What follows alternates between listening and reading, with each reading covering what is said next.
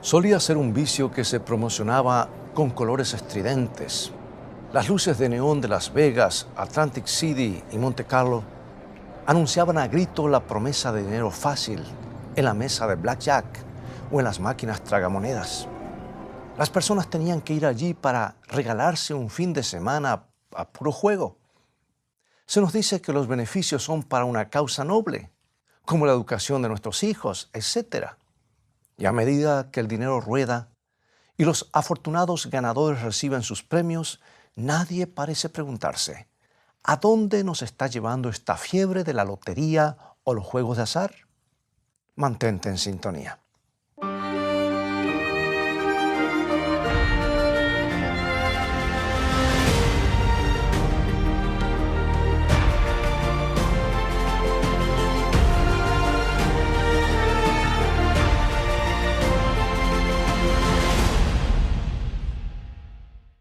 Lo peor que pudo pasarle a Charlie fue la buena fortuna de su amigo.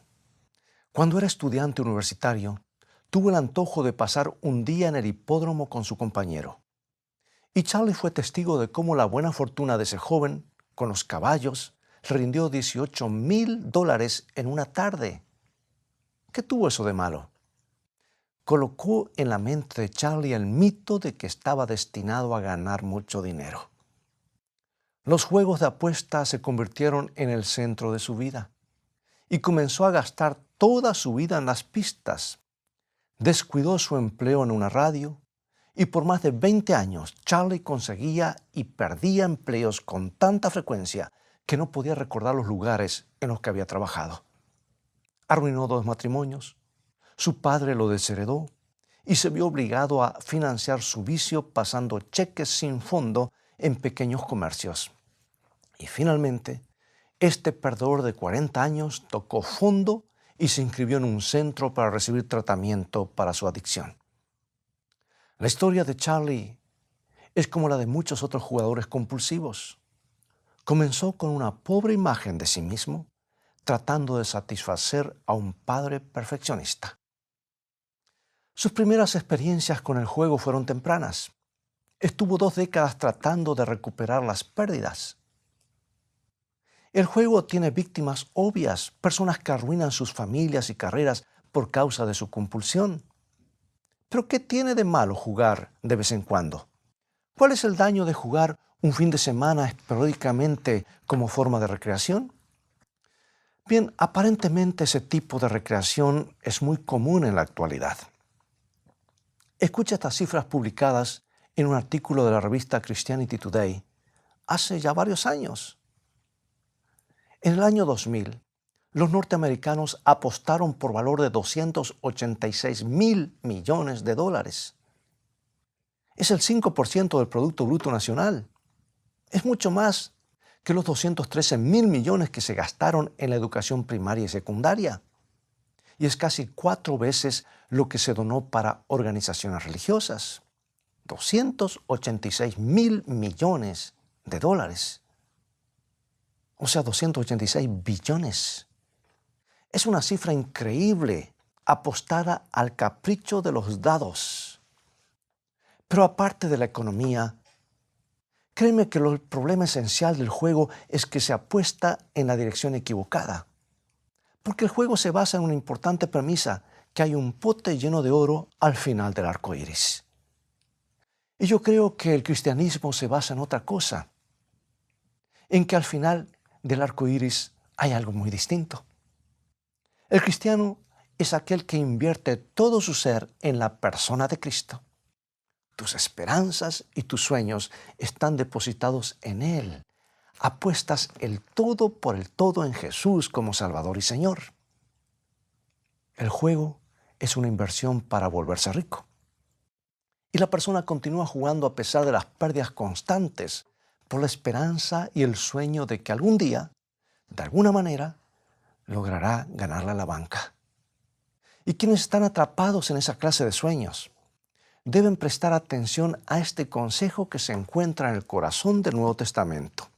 En el libro de Hebreos, capítulo 13, versículo 5, dice: «Sean vuestras costumbres sin avaricia, contento con lo que tenéis ahora, porque Él dijo, no te desampararé ni te dejaré. Libérate del amor al dinero. Esto nos recuerda el dicho popular de que el amor al dinero es la raíz de todos los males. Pero, ¿sabes? Podríamos preguntarnos qué significa estar libres del amor al dinero. ¿Debemos odiarlo? ¿Sentir náuseas cuando vemos un billete de $50 o $100 o 100 euros? ¿Debemos abrir el sobre que contiene nuestro salario con una mueca de disgusto a nuestro rostro? No lo creo. El dinero es muy útil, independientemente de nuestra religiosidad. Y muchos podríamos gastar incluso un poco más, ¿no es cierto? Pero todos debemos ser conscientes de una cosa: la búsqueda del dinero nos introduce en un callejón sin salida. Puedes pasarte la vida tratando de conseguir más y más y más, pero nunca alcanzarás la meta, nunca tendrás lo suficiente. Pregúntale a muchas personas claves del mundo de los negocios. Lo que debemos evitar se llama codicia. Escucha la advertencia que Jesús le hizo a sus contemporáneos, personas que parece que estaban obsesionados con el dinero. Y esto está en el libro de San Lucas, capítulo 12, versículo 15. Y les dijo, mirad y guardaos de toda avaricia, porque la vida del hombre no consiste en la abundancia de los bienes que posee. O sea que lo importante no es lo que poseemos, sino quién nos posee a nosotros. Por ejemplo, cuando Imelda Marcos debió huir de su palacio en las Filipinas, abandonó 2.700 pares de zapatos. ¿Qué se hace con tantos zapatos? 2.700. Algunos dicen que eran 3.000. No, la vida de una persona no consiste en grandes posesiones. Pero eso es lo que se persigue al jugar. Es que los juegos de azar son una forma de manejar nuestra codicia. Yo creo que hay mejores apuestas para hacer en la vida, ¿no te parece? Pablo nos presenta una saludable alternativa a la codicia en su primera carta a Timoteo. Y en esa epístola advirtió a quienes pensaban que la bondad es un medio para obtener riquezas. Mira, primera carta de Timoteo capítulo 6, versículos 6 al 8. Pero gran ganancia es la piedad acompañada de contentamiento, porque nada hemos traído a este mundo y sin duda nada podremos sacar. Así que teniendo sustento y abrigo, estemos contentos con esto. Estén felices cuando sus necesidades básicas estén cubiertas, está diciendo él. Sean agradecidos. Solo si estás satisfecho con lo que Dios te da ahora, estarás satisfecho cuando te dé más en el futuro. Si estás ansioso y quejándote por lo poco que tienes, probablemente seguirás ansioso y quejoso cuando recibas más. Pero ¿qué tiene de malo gastar unos pocos dólares, unos pocos pesos en la tienda para comprar unos billetes de lotería? Es obvio que eso no va a hundir a nadie en el abismo del vicio. Y algunos hasta pueden argumentar que dará parte de sus ganancias a obras de caridad. Bien, analicemos la lotería por unos momentos. Dos profesores de la Universidad de Duke que estudiaron el tema informaron lo siguiente. Dice, cada vez más las clínicas y las líneas de ayuda reciben personas cuya adicción principal o única es la lotería. La fiebre del loto no es tan inocua y saludable como quieren hacerlo parecer los anuncios de la televisión. Para un número significativo de personas ha sido la puerta a la adicción. Pero lo más alarmante es la clase de gente que suele verse atraída por la lotería. Un estudio reciente realizado en la Lotería del Estado de Maryland, en los Estados Unidos, descubrió que las personas que ganaban menos de $10,000 por año eran las que compraban más boletos de lotería, más que los otros grupos de mejor ingreso. En otras palabras, son los pobres los que financian la lotería. Y un estudio realizado en Nueva Jersey llegó a la misma conclusión. Más de un tercio de las familias que ganaban menos de $10,000 por año gastaban casi un quinto de sus ingresos anuales en loterías. En otras palabras, estaban tratando de comprar una esperanza, pensando que había algo más en eso al hacer esa compra. La lotería es en buena medida una especie de impuesto a los pobres.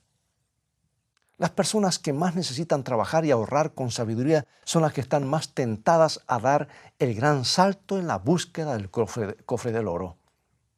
Y nadie ansía más el gran premio que un perdedor. Es por eso que la Biblia nos sugiere una alternativa a la recaudación de fondos que no sea la de explotar la vulnerabilidad de la gente. La Biblia nos recomienda que invirtamos en los pobres en vez de ofrecerles falsas promesas. Cuando un joven rico se acercó a Cristo y le preguntó qué debía hacer para heredar la vida eterna, esta fue la respuesta de Jesús. La encontramos en San Marcos, capítulo 10, versículo 21.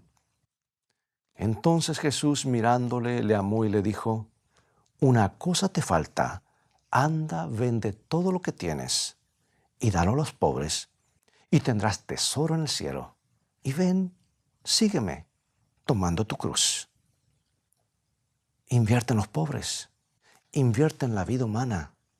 Ese es el camino del reino. Juan pasaba sus días mendigando en una esquina de Filadelfia, en el sector más pobre de la ciudad, donde las paredes están tapizadas con anuncios de lotería y todo tipo de inscripciones. Los pasajeros que descendían del ómnibus de los buses solían caminar por el costado o por encima de él. Estaba sucio y tenía un aparente retraso mental.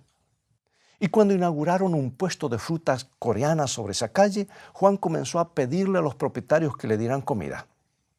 Y en vez de rechazarlo, estas personas le pidieron que los ayudara a bajar mercancías del camión todas las mañanas. Y al poco tiempo comenzó a barrer la vereda. Y estos amables coreanos empezaron a pagarle con algunos dólares. Y empezó a aparecer un nuevo Juan, mejor vestido y con el cabello prolijo. La mirada salvaje desapareció de sus ojos. Y este hombre, que se encontraba por fuera de los límites de la sociedad, encontró un lugar porque estos inmigrantes invirtieron un poco en él. Y Juan comenzó a conducir el camión, a hacer el mantenimiento de otras tiendas en la misma cuadra y a hacer recolección de basura para un transportista privado a primera hora de la mañana. Y llegó el momento en el que abandonó las calles y se fue a vivir en una habitación alquilada. Sí, amigo, amiga, invertir en las personas. No darles limosnas, no ilusionarlas con un balde lleno de monedas al final del arco iris. Eso es lo que puede cambiar el mundo. Una esquina a la vez. El dinero que se invierte en juego se escurre entre los dedos. ¿Cuánto mejor es invertir en el reino de los cielos?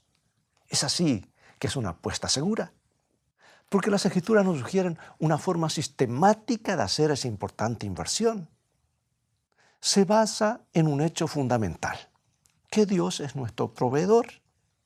Ahora escucha, estas palabras que fueron dichas hace muchos siglos, pero tienen su relevancia para nuestros días. Deuteronomio 8:18.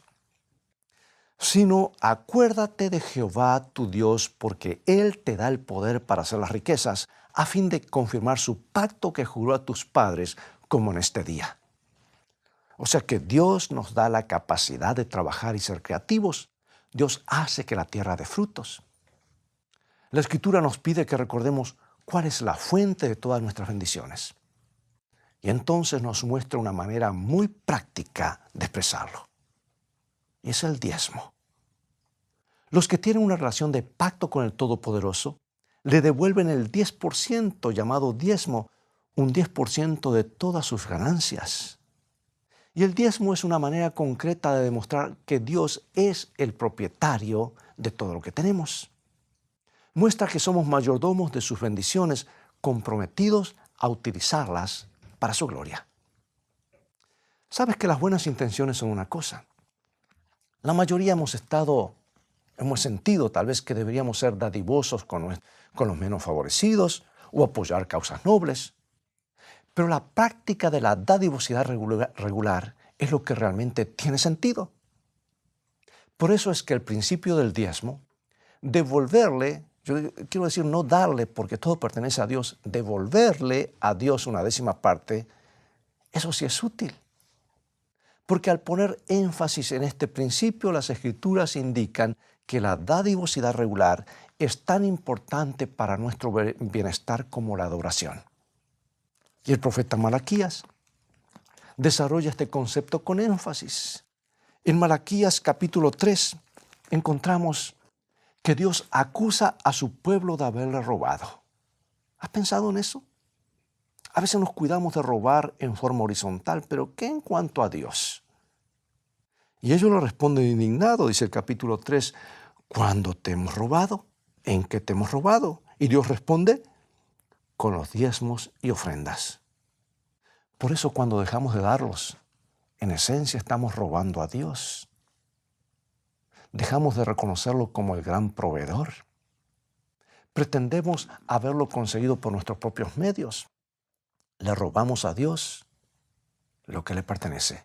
Y al hacerlo, terminamos robándonos a nosotros mismos. Escucha lo que dice Malaquías capítulo 3, versículo 10. Traed todos los diezmos al alfolí y haya alimento en mi casa, y probadme ahora en esto, dice Jehová de los ejércitos, si no os abriré las ventanas de los cielos y derramaré sobre vosotros bendición hasta que sobreabunde. Dios está dispuesto a bendecirnos, pero no quiere que alimentemos nuestro egoísmo. No quiere recompensar la mezquindad. Nuestro gran proveedor quiere bendecir nuestra generosidad y promete abrir las compuertas del cielo cuando le llevemos nuestros diezmos. Eso no quiere decir que nos haremos millonarios, sino que recibiremos de Dios mucho más de lo que damos. Y lo que es más importante, estaremos haciendo una inversión valiosa. Porque el dinero invertido en el reino de Dios tiene formas de multiplicarse increíblemente. Por ejemplo, mi esposa y yo hemos vivido con modesto salario de un pastor durante ya ¿cuánto? Casi 40 años. No siempre nos resultó fácil, pero puedo dar testimonio personalmente de que Dios siempre ha satisfecho nuestras necesidades. Ha sido más que fiel con nosotros. Y creo que es un buen ejemplo de las bendiciones de Dios para los que practican el diezmo. Déjame contarte un ejemplo. En 1837, Charles Dickens describió las dificultades de los huérfanos en la Inglaterra victoriana en su novela Oliver Twist. Y no mucho después, un inmigrante alemán en Bristol llamado George Müller decidió hacer algo por esos huérfanos. Y resolvió crear un orfanato donde los niños no solo tuvieran satisfechas sus necesidades físicas, sino también tuvieran el alimento espiritual. Y el señor Müller no tenía contactos ni dinero como para realizar esa gran empresa, pero tenía una extraordinaria fe en Dios. Le pidió al Señor que le proveyera 2,000 libras esterlinas para comenzar su ministerio. Bien, al correrse la noticia comenzaron a aparecer unos pocos chelines junto con algunos platos, recipientes y frazadas o mantas, pero no llegaba ninguna donación grande. Y Müller se vio tentado a dudar de que el proyecto pudiera cristalizarse. Entonces recibió la primera donación importante, un cheque por 100 libras. Y cuando supo quién era el donante, Müller estuvo renuente a aceptar el dinero. Había sido donado por una mujer que ganaba apenas 3,5 chelines por semana trabajando como costurera. Y el señor Müller, un hombre de indudable integridad, se preguntó si esta mujer habría hecho una donación espontánea sin considerar el costo. Entonces le hizo una visita. La mujer le dijo que había recibido algún dinero por la muerte de su padre. Las 100 libras habían salido de ese pequeño legado. Pero Müller, comprendiendo la modestia con que la mujer vivía, le preguntó si no quería reconsiderar el donativo. Y esta fue la respuesta. El Señor Jesús entregó hasta la última gota de su sangre por mí. ¿No debería yo darle todo el dinero que tengo? Le daré todo el dinero que poseo para que el orfanato pueda establecerse. Esta creyente anónima hizo una inversión en el reino de Cristo, una inversión en la vida humana. ¿Y en qué terminó su apuesta? Bien, Müller no solo estableció aquel orfanatorio, sino que construyó varios más. y los fondos continuaron fluyendo sin que tuviera que solicitarlos jamás. Y durante su ministerio de 63 años, Müller atendió a más de 10,000 niños. Muchas vidas fueron bendecidas. Su fe en la providencia divina le dio grandes dividendos. Ninguno de sus niños quedó alguna vez sin una comida. Ninguna cuenta del orfanato quedó sin pagar. La inversión inicial de aquella mujer, de apenas 100 libras, se expandió de manera increíble. Fue una buena apuesta, porque invertir en el reino de Dios siempre lo es. Es la apuesta segura que nos saca de perdedores y nos hace ganadores. ¿Sabes tú cuál es el problema verdadero del juego y cuál es el problema principal? Casi todos pierden.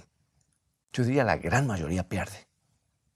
Debe haber una enorme cantidad de perdedores para que haya unos pocos ganadores, quizá un solo ganador. Un periodista del Washington Post calculó recientemente que tenemos 7 veces más posibilidades de que nos alcance un rayo, de que nos hagamos millonarios en la lotería. Y los juegos de apuestas solo prosperan cuando hay suficientes perdedores. Sin embargo, escucha, la inversión en el reino de Dios es diferente. Todos pueden ser ganadores.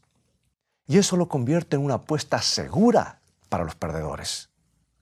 Escucha esta promesa. San Lucas capítulo 6, versículo 38. Dice Jesús: dad y se os dará.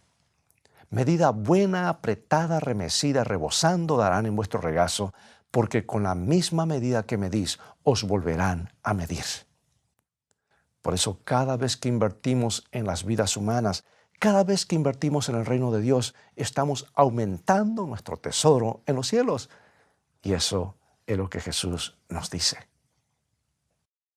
Ahora bien, tenemos que estar seguros de que estamos invirtiendo en el reino de los cielos. Tenemos la responsabilidad de dar con sabiduría. No todo lo que el que pretende hacer la obra de Dios lo está haciendo con honestidad. Y esto ha sido dolorosamente cierto en los últimos años. Como bien lo sabrás, algunos evangelistas de la televisión han estado entre los peores delincuentes. Pero hay muchas personas, muchos ministerios que ayudan a los necesitados y expanden ciertamente la obra de Dios en el mundo.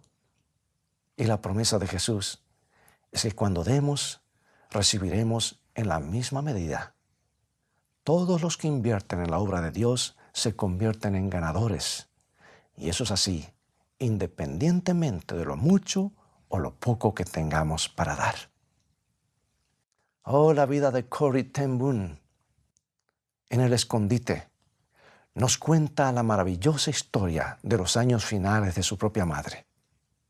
La señora ten Boom padeció un ataque masivo que la dejó paralizada y sin habla.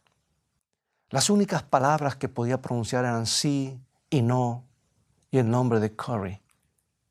Pero cada mañana se sentaba ante la ventana de su hogar para contemplar la calle llena de gente. Pasaban junto a su ventana personas que la habían conocido por años, personas que habían atendido en momentos de enfermedad o animado cuando había estado en problemas. Y Corrie ten Boom escribió: el amor de mamá había sido del tipo que se manifiesta con un plato de sopa y un costurero.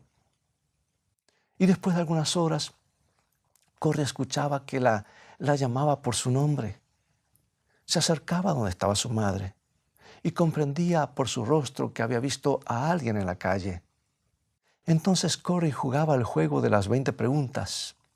¿Es alguien de la iglesia? La señora ten Boom decía sí o no. ¿Es un vecino? Corrie iba descartando nombres hasta que escuchaba un sí entusiasmado de labios de su madre. Entonces recordaba: oh, es su cumpleaños o su esposa está enferma. Y Corrie escribió una nota para esa persona diciéndole que la señora ten Boom estaba pensando en ella y le deseaba lo mejor. Y al final Corrie colocaba la lapicera entre sus endurecidos dedos y ayudaba a su madre a firmar con su nombre. Y ese garabato angular pronto fue reconocido y apreciado en todo el pueblo de Harlem. La señora Ten Boom se sentaba en la ventana día tras día, imposibilitada de moverse, con las manos apoyadas sobre su falda. Pero podía seguir entregando su amor a las personas que pasaban caminando por la calle. Aún tenía para darles. Así es como vivió. Y así es como quería morir. Amigo y amiga, tú y yo tenemos que tomar una decisión importante. Una decisión respecto a nuestras inversiones. ¿Vamos a invertir en las vidas humanas, en el reino de Dios? ¿O vamos a hacer una apuesta en busca del cofre de oro? Necesitamos tener los valores de Jesús en el centro de nuestras vidas. Yo oro para que cada uno de nosotros se convierta en un vencedor, entregándonos a nosotros mismos y a nuestros recursos. Medida buena, apretada, remecida y rebosando, como dice Jesús. Porque la vida no consiste en acumular cosas, sino en hacernos tesoros en los cielos. Aseguremos, pues, de que nuestros corazones estén orientados en la dirección correcta. Oremos.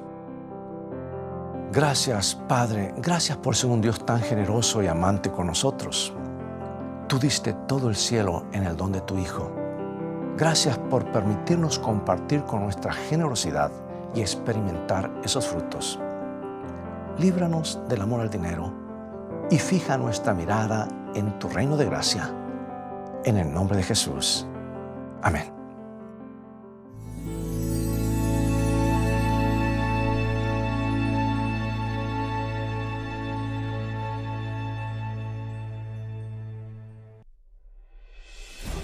Con el avance de la tecnología llegan más oportunidades para predicar la palabra de Dios y alcanzar a más personas alrededor del mundo. En esta ocasión, tengo una excelente noticia. Ya está disponible el nuevo app de teléfono Escrito Está. Aquí podrás sintonizar nuestra programación semanal de media hora, el devocional diario Una Mejor Manera de Vivir, el repaso semanal de la escuela sabática, o sea, lecciones de vida, y también la serie titulada Más que Palabras, un programa con adaptación en lenguaje de señas en español. El app de Escrito Está ya está disponible en la tienda de Android y Apple. Bien, es todo el tiempo que tenemos por hoy y ha llegado el momento de despedirnos nuevamente. Te invito a continuar estudiando los mensajes de esperanza de la Biblia. Así que, si puedes, visítanos en nuestro sitio de internet escritoestá.tv. Repito, escritoestá.tv, donde podrás obtener gratis una variedad de estudios bíblicos. Dios te bendiga y recuerda, escrito está, no solo de pan vivirá el hombre, sino de toda palabra que sale de la boca de Dios.